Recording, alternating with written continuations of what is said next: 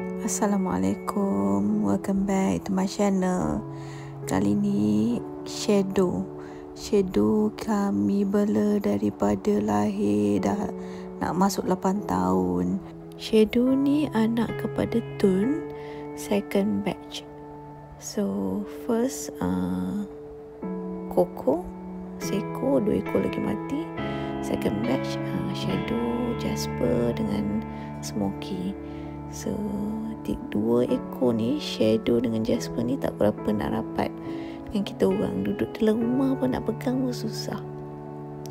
Tapi dia orang baik lah, tak menyusahkan. Tiba-tiba dia semakin kurus. Pergi cek 2-3 kali buah pinggang.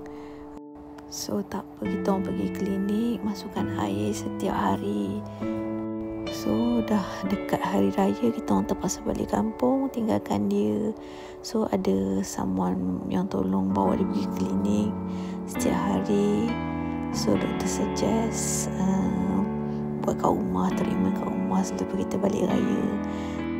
So pada hari raya ketika kita dah balik, dia okey lagi, still boleh menyahut. Lepas tu kita orang decide untuk buat treatment air dekat rumah lah, masukkan air dekat rumah. So okay. Dan hari raya keempat, dia dah tinggalkan kita orang.